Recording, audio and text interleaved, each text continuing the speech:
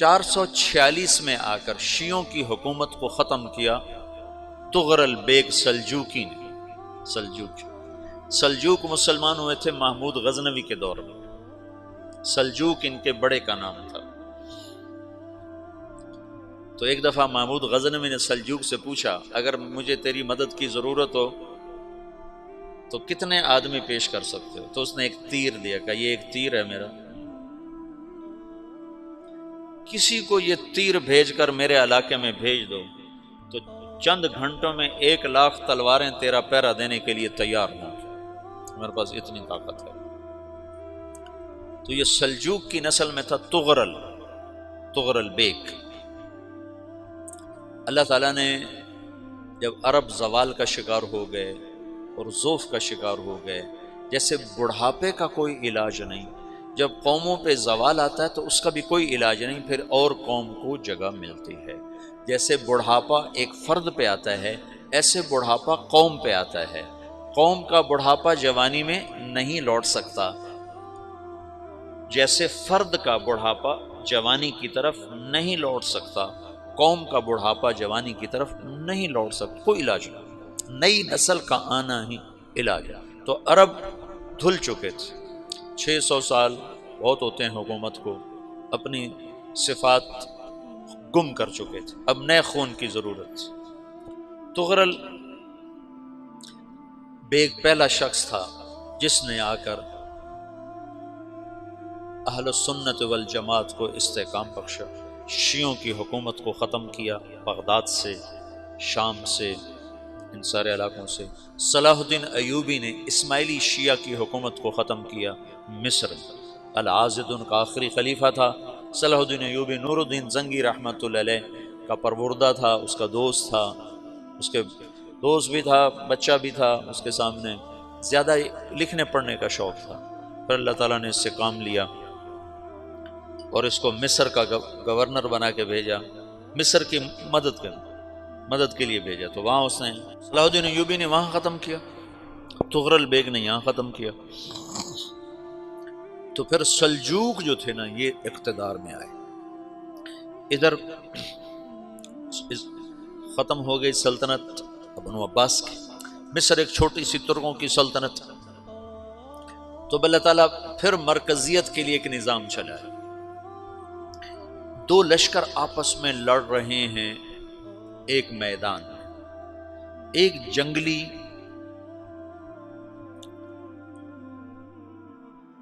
بدوؤں کا قافلہ، جنگل کے لوگ اپنے قبیلے کو لے کر، ایک جنگلی قبیلہ اپنے سردار کے ساتھ نقل مکانی کر رہا ہے ایک جگہ سے دوسری جگہ۔ اللہ کا نظام کہ یہ لوگ چلتے چلتے چلتے اس وادی میں پہنچ گئے جہاں جنگ ہو رہی ہے، دو لشکر آپس میں لڑ رہے ہیں۔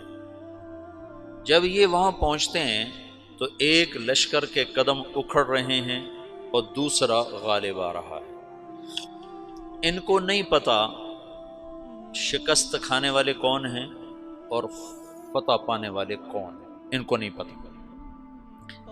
اس جنگلی قبیلے کے سردار کا نام بھی تغرل ہے، تغرل۔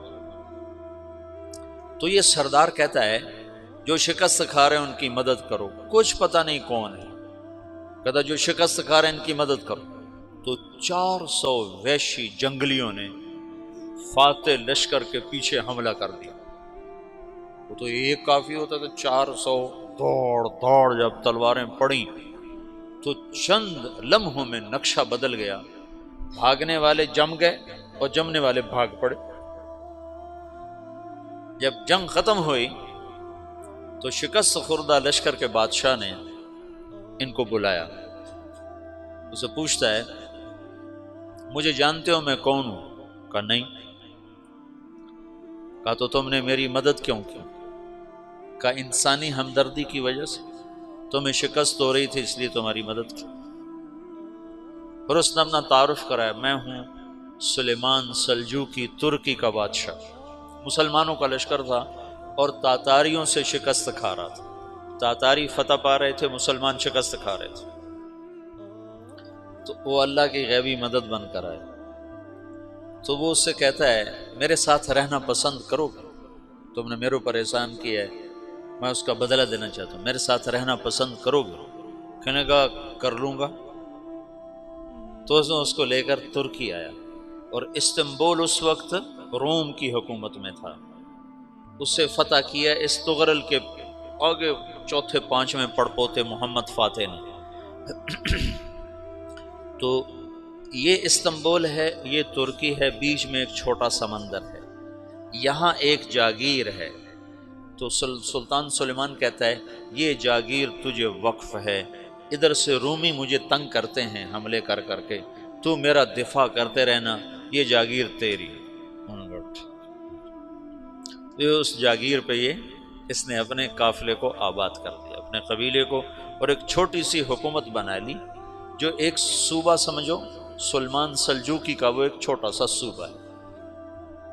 وہاں جب یہ رہ پڑا تو پھر یہ ایک شیخ کے بیت ہوتا ہے، وہاں شیخ طریقہ میں ان کے یہ بیت ہونے جاتا ہے، وہ اس کو رات اپنے پاس ٹھہراتا ہے، تو ایک کمرے میں ان کو ان کا خادم ٹھہراتا ہے۔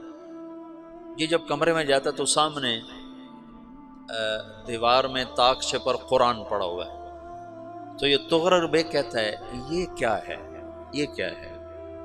تو وہ خادم کہتا ہے یہ کتاب اللہ ہے، قرآن ہے۔ اچھا، وہ اس کو وہاں چھوڑ کے باہر چلا جاتا ہے۔ وہ دیہاتی آدمی، جنگل کا رہنے والا، پہلی دفعہ زندگی میں قرآن دیکھا، وہ کہتا ہے یہ قرآن ہے، اللہ کی کتاب ہے، میں اللہ کی کتاب کے سامنے سو جاؤں، کتنی بے ادبی ہے۔ تو اس نے ایسے قرآن اٹھایا اور سر پہ رکھ لیا اور کھڑا ہو گیا، ساری رات قرآن سر پہ رکھ کے کھڑا رہا۔ رات کے پچھلے پہر اس کو خواب آیا، کھڑے کھڑے اس نے دیکھا کہ اس کی پشت سے ایک چاند نکلا اور شیخ کی بیٹی کے سینے میں جا کے اتر گیا، پھر اس لڑکی کے سینے سے ایک درخت نکلا جو پھیلتے پھیلتے پھیلتے 3 بر اعظم پہ چھا گیا، افریقہ پر، یورپ پر، ایشیا پر۔ پھر اس کی آنکھ کھل گئی، وہ کھڑا ہوا ہے، تو اس نے صبح یہ خواب اپنے شیخ کو سنایا، تو انہوں نے اپنی بیٹی اس کے نکاح میں دی تھی۔ اس بیٹی سے ایک بچہ پیدا ہوا، تغرل بیگ نے اس کا نام رکھا عثمان، عثمانی ترک نام سنا ہوا، جو میں نے کل بتایا تھا کہ 1924 میں وہ خلافت ختم ہوئی۔ تو ایک بیٹا پیدا ہوا عثمان۔ عثمان نے پھر ایک نئی اسلامی حکومت کی بنیاد رکھی جو 1924 تک چلتی رہی، کوئی 800 سال یہ حکومت چلی۔ تو حکومت کا شیرازہ بکھرا، لیکن پھر جڑ جاتا تھا، اور وہ قرن اول والا جوڑ کبھی نہ پیدا ہوا، ٹکڑے بن گئے۔ ان ٹکڑوں میں اللہ لوگ پیدا کرتا رہا جو دعوت دیتے رہے، دعوت زندہ رہی۔ جو تربیت کا نظام تصوف کے ساتھ تھا، اب وہ تبلیغ کے ساتھ